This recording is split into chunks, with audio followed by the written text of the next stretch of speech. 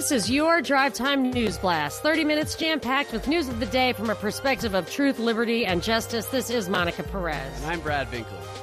Today's top story continues to be the coronavirus and how it is unfolding into the global pandemic. It was eerily predicted to be, even though a lot of the reports of the coronavirus from the very beginning were just that it was pretty much like a normal flu, even kind of a mild flu, that vulnerable populations could get a strain of pneumonia from and then die of pneumonia. So that I'm sticking with that. I think there hasn't been anything that has come to my attention to make me think that's not what's really happening. When I look at the numbers, they're up to 626 deaths, I think, which happens to be 1,000th of the normal annual death toll of the flu, generally speaking, which is like 626,000 annual deaths. So it still seems to be a milder version with an absolutely outsized reaction from top to bottom throughout the world, throughout the systems. Dovetails perfectly with what Binkley found, what you found from the World Economic Forum, saying that they were doing a live simulation of such a virus. They started that in October, and this thing started unrolling in November. So I'm convinced of that. They had 7 agenda items that they wanted to come out of this live simulation. We have a WSB show tomorrow, a super short one from 5 to 5:30. But we're going to hit the 7 agenda items and the things that are happening now that reflect every last one of them. I noticed one in an article today in the Wall Street Journal. The article was called The Economic Cost of Coronavirus. It says people are curtailing travel and shopping to avoid getting sick. And that offers clues on how to measure the outbreak's financial impact. One of the agenda items was to make businesses more aware and consumers of how a worldwide pandemic can affect their access to goods, to affect their bottom line, to use that information, that personal interest in lobbying and advocating for the government policies that these guys want to promote, including stockpile population level quantities of experimental vaccines without liability protection. Really crazy stuff. And then another thing that was straight out of the agenda item in the Journal today was that China was urging banks to not charge people, to give them longer grace periods for late credit card payments, late mortgage payments, because people are missing work, and that the government themselves were going to give businesses the tax credits, tax breaks, and one of the few governments directly involved in this simulation that you told us was the Chinese health minister, was it not? Yes, the equivalent of the head of our CDC. Yeah, so it's not like every country was involved in this simulation, but China was. So in some respects, it looks like China's always on the opposite end of our experiments or whatever, but it looks like they're fully cooperating with this. This is obviously all speculation, but I think with a really valid starting point for that. Yeah, and another agenda item that's being hit is the one about fake news and stopping misinformation, which was a major theme of that simulation. It's really interesting because from what I've gone through of it, what I gather, it was basically like, we need to make sure that misinformation doesn't cause mass panic when a pandemic hits. So what are we going to do to control information, to get tech companies and to cooperate with us and stop, quote, misinformation and promote the right messages, which is it sounds exactly like what Edward Bernays used to talk about in propagandizing the public by controlling companies using that type of pressure. But I find it interesting because that's definitely happening. There are people being censored by Facebook, by Twitter. Zero Hedge got banned from Twitter for posting something about this, for linking an article that suggested a, quote, debunked conspiracy theory. So what was it? Was it the bioweapon thing, which I consider to be a false conspiracy theory? I think it was the bioweapon thing, yeah. And I find it interesting because the simulation says we need to stop misinformation from spreading, work with the tech companies to stop it, yet misinformation, conspiracy theories, yet it's a conspiracy theory now to cite this simulation. So by citing the simulation that says they need to shut up conspiracy theories, you could very well get yourself shut up as a conspiracy theory. That's the essential thing here that comes out, both from that point of view and the fact that there's been many examples in history of health problems that have been misunderstood by the medical community or misrepresented, mistreated, exacerbated by bad treatment. So and I would say that the official narrative from country to country and their approach is the thing that's creating the panic, and that panic is unjustifiable. They're the ones who are creating the panic and creating the false news. And I think it's just to test these systems out. But anybody like me who says it's not, see, they're also suppressing people who say it's not that big a deal. Right. And it is affecting the public, definitely. I went to the doctor yesterday with my dad. My dad recently had a stroke. I don't think I've told people on air that. He had one shortly before Christmas. My mom already needed full-time care, so it's been busy. That's why we haven't done a lot of deep dives, just to give you guys some insight on that. But I've been going to a lot of it has been heroically impressive that you continue to show up every single day on time and prepared. And yes, we do miss the propaganda report, but it's been pretty amazing. Well, any escape I can get for a little while. Oh my gosh. Well, that's why the WSB show, we have like a 20-minute WSB show. We're like totally going. I know. Yeah, they're like, you don't have to do it. We're like, no, we're coming. We'll do it for free. Yeah. I feel the same way, and I don't even have special circumstances right now. So I went to the doctor with my dad yesterday, and I was curious if there were going to be people that were wearing masks there. And I'd say about 35% or so of the people in that waiting room were wearing the quote antivirus mask, which I felt and stupid. And these are Americans in like a town that isn't like a high population center of this is it's not a port, Georgia. This with is not China. Anywhere near China. And Port of LA? No, it wasn't the Naval Hospital in San Diego. And they hadn't just gotten in from a cruise ship in Taiwan or Hong Kong or anything like that.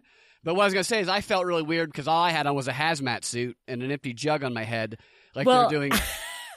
Hazmat suits are in the agenda item.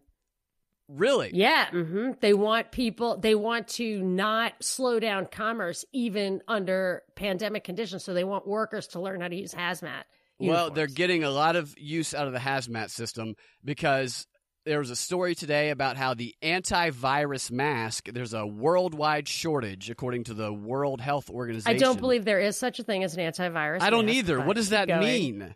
It means it's too tight to breathe through. Yeah. Plastic is an antivirus mask. Right. So the surveillance stuff, the mass surveillance is also another agenda type item that is being hit. And I want to give you a couple of more examples of what they've been doing. We've already talked about the drones that are harassing people. We've talked about I have one more thing on Corona. Oh, this is Corona. Oh, okay, go. Yeah.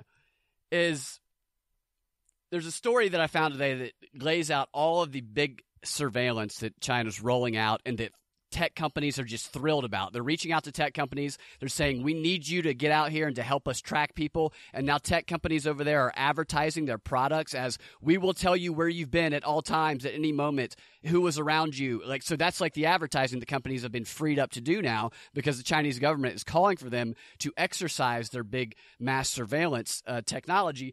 And the story starts off by talking about a guy who came home from a vacation and then he got a knock on his door, and it was the authorities telling him that he needed to be quarantined. He needed to stay in for 2 weeks because there was some tracking device that tracked his license plate that found out that he had driven through a town that was highly affected, and since he was in that town for a little while, he has to stay in for 2 weeks. So he stays in for 12 days. He gets bored. He goes out for a little while. It goes like to a nearby lake or something like that. Right after leaving, the authorities and his boss contact him because they have facial recognition detection that's tracking them. But in this facial recognition detection, they've also included technology that can tell whether or not somebody has a fever. And if this technology says that you have a fever, they will round you up and put you in one of these camps that they are rounding people up and putting them in. That's crazy. How can they tell if you have? How close? I mean, is it so close? They see the heat signature. I guess some sort That's of pretty thermal sensitive. thing going on. It's crazy. And that is. Another system, they can identify people who are wearing masks. So It's facial recognition technology that can see through your mask. Wow, really? Oh Yeah. my gosh. The U.S. government is working on something that can see through walls. I'm sure they already have it, but it's actually in the mainstream media. Did you see that? Well, I know somebody who I've known about that technology for a while because I think there was a movie kind of about that, and I remember thinking, oh well, this is predictive. Yeah. So like, here's another example. If someone gets on a train, they have technology that will retrieve all of the relevant information about the passenger in question, including the train number, the carriage number, and any information on the passengers who were close to the person, such as people sitting within 3 or 4 rows of the people. So if you're just sitting in shouting distance from someone who might have coughed on a train, you could very well get rounded up in China right now. That seems for sure to be a test run, the way Boston Marathon bombing was like a martial law and Katrina was like to disarm people. Yeah, and even if it's a real crisis, I believe they have their agenda items ready to roll, and they actually know what it is they're going to roll it out on. Oh, if there's a health scare, we do this. If there's a this, we do that. I think they create the scares, but even if they didn't. Well, they were making a vaccine. I don't know how long they've been working on the vaccine for, but the way that they're making the vaccine is they're trying to develop the coronavirus, this strand, in a lab. I think almost no viruses are actually deadly. Very few viruses or bacteria are super, super deadly. You really do not need to get, most of the vaccines your kids are getting are not for deadly illnesses like smallpox. So, and I think if you're prone to pneumonia, you're probably going to get it from anything flying around, whether it's a coronavirus or something else. My guess is the rate of pneumonia deaths isn't even up, like these deaths. So, that's why, can I say about the doctor? Oh, yeah. Okay. Dr. Lee, L-I, young guy, 34 years old, I think it said he was. So that's very young for a doctor. He had originally sounded the alarm about this new strain of coronavirus. I don't know how he would know it was a new strain, whatever. I'm sure he does, but because it's a fairly mild infection anyway. So like a regular coronavirus, this coronavirus, I don't know why he'd even bother caring, but he's whatever. I guess he's saying it's virulent. I don't know. So he sounded the alarm. He told all his like former classmates about it through social media. And then the Chinese police, this is in China, came and took him away. Then I guess he returned to work and contracted the illness and now has died. And they're saying, like, isn't it curious that the government was mad at him and now he's dead and the hospital insists that they did everything they could to save him. So all that is a bunch of like conspiracy theories wrapped up into one. I do not believe that this young doctor died of a mild flu. He looked so healthy. Yeah. But and the funny thing is that all the pictures of him, like the memoriam pictures, like with the flowers and the candles and everything, are him with his surgical mask on. I was going to say, I was wondering. And even when they show him in the hospital, he has an oxygen mask on. So like, my guess is that guy, he just doesn't even, he might not even exist. Off of that death, there's been apparently some outrage among the citizens because they're upset that he was silenced in the way that he was treated, which I think just gives the Chinese government another reason to clamp down harder. Because if they're going to have people that are unruly, they're already rounding people up, going door to door. If you've even been around someone who had the disease, you're getting quarantined and like the equivalent of a FEMA camp. How much do you think what you're looking at there is real? Like, where are you? How are you kind of qualifying? Yeah, is this stuff in like mainstream media or what? Yeah, some of it's in mainstream media and most of it's mainstream are the media, Chinese but it's coming from. It? There's videos of people in China. There's videos of the city. Again, I don't know. So at least it feels like it's coming out of China. It's like a ghost town. It's not just Washington Post making it up. Yes, it's allegedly coming out of China, but I don't know what's true and what's not from what's coming out of China. Got it. No, I just was trying to understand like what depth that. So I tend to believe stuff like that is true as far as it goes. Like that's really happening if it's coming out of the place and you're looking at videos that don't look fake. When it's just like some guy. Like if John Bolton testified to it, I wouldn't believe that at all. I would just assume that it may be true, may not be true, but that's not what's coming out. You know what I mean? Just like information agents here don't do anything for me. But it's another layer of somewhat authenticity to me if it's coming out of there.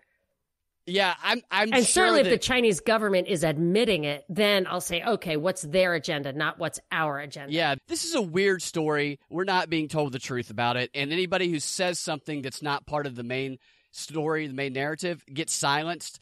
I searched, well, what did I search? I searched coronavirus genetically engineered in Google. And I did the search range for the last 24 hours.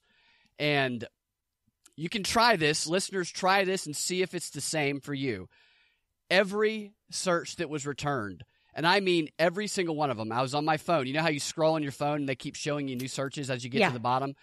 Every single one of them was the same headline, and the headline was something like, it was about the vaccine, how they're rushing to make the vaccine, but they might not make it in time. So you search for genetically engineered and you get sent nothing but different publications, different news websites giving the identical headline about vaccines. Very odd. And what does it say? Rushing to get vaccines? It's talking about how they're rushing to make the vaccine and get it ready, but they might not get it in time. Oh, well, that is 100% one of the agenda items that it said that we need to stockpile. It calls it a virtual stockpile. I do not know what that means. Yeah. Virtual stockpile. I have to investigate that a little bit, but that is the agenda item, is to have virtual stockpiles of the vaccines, including experimental vaccines that are available everywhere, and get shifted from across borders based on where the need is. Yeah. So that kind of thing is they want it to feel like you're ready to rush. I think is that you can pivot on a moment if you have high capacity for vaccine, just to kind of plug in what the vaccine is, but that the distribution, manufacturing, everything is kind of always ready for a crisis. Well, you know, if you're already trying to develop a vaccine for this, if you're already trying to create this disease, then what's the best way to expedite the process of getting that vaccine made is to have a competition among all these doctors and all these businesses to make it as quickly as possible. Why not spread that disease out there so we can make that vaccine and expedite it? Just as I saw that particular, when I was discovering these agenda items, was yesterday, I think, there was a front page article in the B section of the Wall Street Journal about how Merck, big pharmaceutical company, is divesting $6.5 billion worth of legacy drugs, of like off-patent drugs, stuff that's just cash cow stuff that just is like their bread and butter. It pays for everything, and so it's a little bit controversial. They're pushing that aside to make way for cutting-edge drugs, including vaccines, new experimental stuff. So I believe that, typical World Economic Forum, this whole agenda is a combination of policy goals like systems, like surveillance, like control, and also cronyism, like getting the pharmaceutical companies. I mean, they just live on vaccines because a healthy population doesn't need that much medicine. You can give them cancer, or you don't even have to. If you're just giving them vaccines, everyone will take it. I mean, I'm telling you, I don't know anyone healthier than I am. My kids actually have the flu right now. My other son had. Stay away from the healthiest. I don't even care because I'm so healthy. Whatever, maybe this is the opportunity for someone to make me eat my words, but I'm very healthy. I get sick, but I fight it. I went to the doctor just like for a well check. Like I had a stomach ache 2 months ago, and I finally got this morning. I said, I'll keep the appointment just so I have a relationship. I don't even have a doctor. And I told you she wanted me to get the whooping cough and 2 shingles vaccines. I mean, I'm not even old enough to get a shingles vaccine. Jeez. She's like, I think they're changing the laws that like your insurance company will pay for it. And then I talked to those voluntary Vixens chicks, and they were just like, you would never get a shingle. Like you're completely not at high risk for that stuff. They're nurses, right? Yes, they're nurses. So, but that's what I was thinking. I was like, she's simply pushing vaccines on me. Like, that's it. And I thought, why would you want to slice my veins open and put pathogenic foreign DNA in my body when I'm healthy? Like, I get how vaccines work, but viruses are actually pretty mild for the most part. You make a great point. The organizations benefiting the most right now are the people making vaccines, and it's the big tech companies. In China, they were given they said, go ahead, we need your surveillance technology, and they were happily promoting, we'll follow you everywhere you go. We'll tell you every second of your life. I mean, this has become a feature because the public, at least according to what I've been reading, again, I don't know how true it is, the public's accepting it out of this fear. Yes. And, yeah. Yes. And it increases the pressure on anti-vaxxers to shut up because now the shit is real. Yeah. I think I read 65 million people died of this. So we have just got to, and that's what the simulation, so their headline saying the simulation resulted in 65 million deaths. But the companies that were on the forefront of freaking out were Google, Facebook, and Starbucks. Those were the big globalist corporations in China, first movers on shut everything down, shut it down, get out, so they're definitely part of this. And China is modeling what everybody else is going to follow. So we've already started quarantining people over here. There's people on a cruise ship off of New Jersey who they aren't, some were infected allegedly, but the others are having to wait also. And stuck. China is also the place because they don't have as many protections. So they are spearheading, experimenting, test running, rolling out this total surveillance state, the way Russia used to do the psych experiments on people, which we had already not allowed. Yeah. And then, on music, how it affects a childhood development and stuff like that. And then what's the harm in piggybacking off of what's already been done? The research has already been done. So they have it all kind of turnkey ready for us because we have kind of protections against that kind of thing. Yeah. Bill Gates and his wife just announced a huge, $10 million fund or something that they're going to be using to help stop this thing which they were involved in the simulation of. Right. And never forget Bill Gates cited vaccines as a way to control the population. So he I'm did assuming, say that at one point? Oh, yeah, that was in his TED Talk. Absolutely. I've seen it 1,000 times. People he just means that if people are healthy and not poor, they don't have as many children, and then the population. I'm really? Or he puts birth control in them, which was discovered in South America.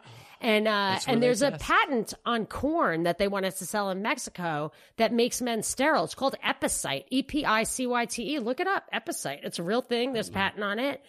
Yeah, they're doing it. They do that. He was also involved with creating this test to try and this is a quote, this is a gene editing test. There was a battle between scientists and the United Nations that Bill Gates was involved in because Bill Gates didn't want to be regulated or by the UN or something like that. He wanted to do a test run of this gene editing technology where you gene edit a mosquito. Oh, yeah. That's terrible. The quote is, to get rid of invasive species, we want to see how this gene editing works with mosquitoes with malaria. So they changed the genetic, being of this mosquito, and they let it out, and then it failed and actually created mutant mosquitoes that are harder to kill.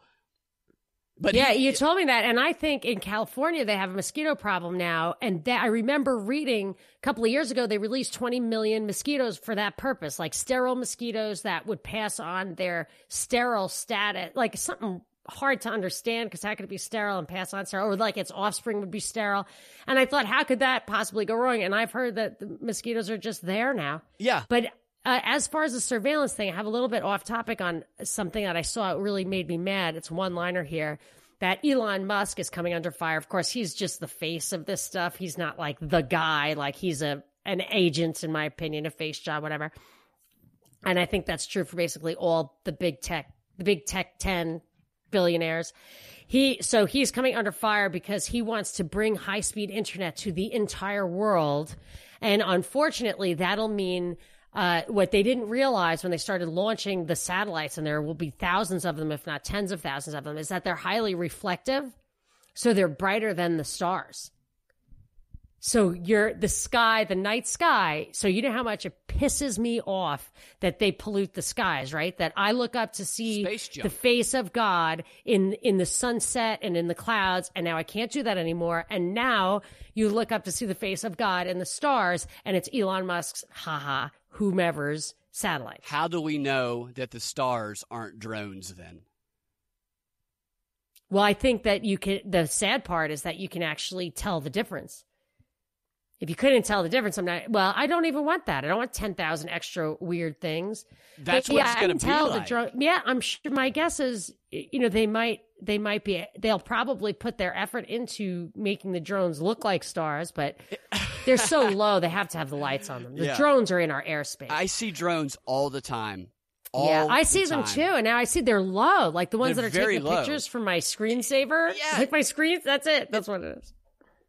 Like, who's in control of this thing? There's another story, speaking of surveillance. Google has a program that people download notes and other messages and videos on to save space, and you can go and you can click to download these videos.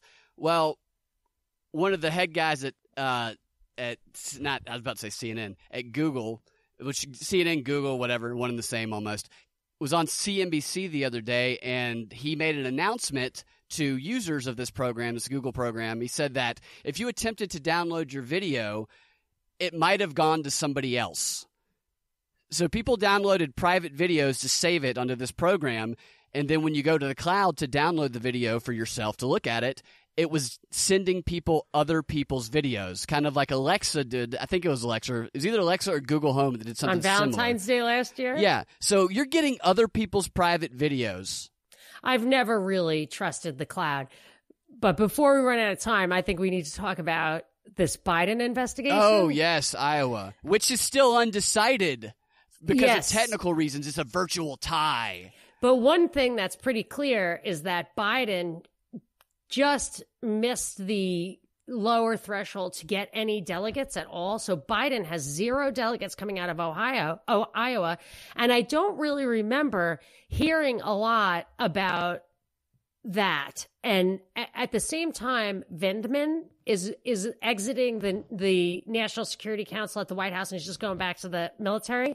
And I feel like these guys, they've done their job. They're like bowing out. They're like finished. This operation is over. Exit stage left. However, there is a tail, and maybe this is. I don't believe. The more I learn about Senate, Congress, all that stuff, the more I you kind of listen to what insiders say. It's all quid pro quo. I can't believe Blagojevich is still in jail. I mean, it's crazy. That was just political persecution. It's all quid pro quo. The investigations are all about who are they serving. It's never, in my opinion, it's really never about justice. You look at Operation Fast and Furious, you look at Benghazi, these things, they were made a big scene about the trial. It's all about the scene. It's all about the scene. It's never about justice. It's never about controlling the problem. Never. And nobody really ever gets punished, guilty parties, nothing. So I have no hope for this whatsoever, except for perhaps some good information, some limited hangout stuff.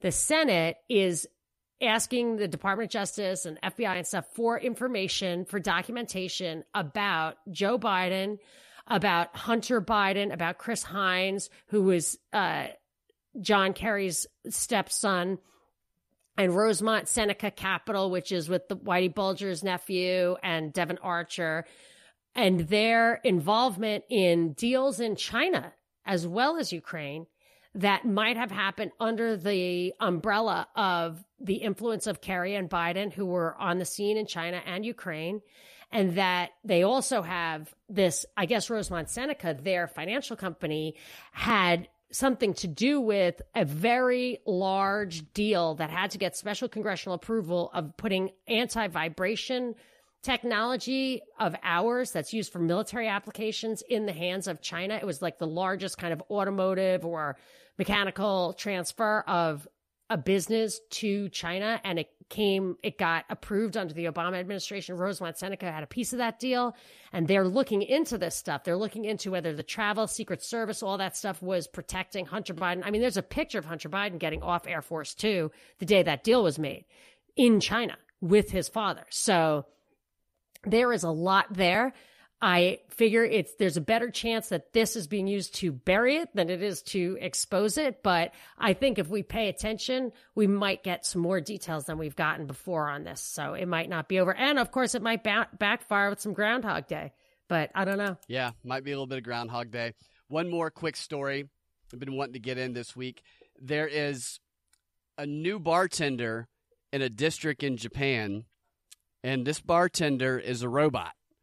They're testing a new robot bartender because it's been difficult for them to staff some of these pubs. They can have people drinking in there, but they have a difficult time staffing because of their aging population, according to this article. So it's like a old industrial robot. Not old, but it's an industrial robot, so it doesn't look like a person. It's got a big arm. It pours a beer 40 seconds it takes to pour a beer. It takes a minute to make a cocktail. And when you go to order the drink, there's like an iPad or something attached to it that has a smiling face on it that will ask you about the weather, and it will conversate with you, which I imagine people don't really start talking to that until they're a few drinks in, and then they start saying, shut the fuck up. You're a computer. And the interesting thing about it is that it senses, there's a feature on it that scans people's faces and senses their expressions to try and anticipate drink orders and whatnot. So another example of this technology trying to read AI into would humans. Be good. Yeah. And the robot was quoted as saying it's a good gig, but he's tired of being hassled by all these old drunk men. Groped. Of course, when this thing fights back, it impales people in the wall. So yeah, I was going to say, I think it's probably safe. That's funny. Well, I mean, AI would be a good way to test out AI. Yes, it would. Oh my gosh! I'll have to save that for next week. There's a lot of AI technology being rolled out for the coronavirus in China. They're boasting about it. They're boasting about the technology that's like surveilling people over there. Oh my gosh. Hey, I think this would be a good time to tell people how they can contribute, especially since you've been making monumental efforts on our behalf, Binkley. So how can, if people want to support the show, I guess subscribe, share the show, and they can also contribute. What are the ways to do that? Get people to listen. Help us grow our audience. That's number hugely one. Important for us. And if you want to help financially, I'm doing the show on my knees right now, and I'm awkward because of technical difficulties when we started the show. So also greatly appreciated. He needs a new computer. Yeah.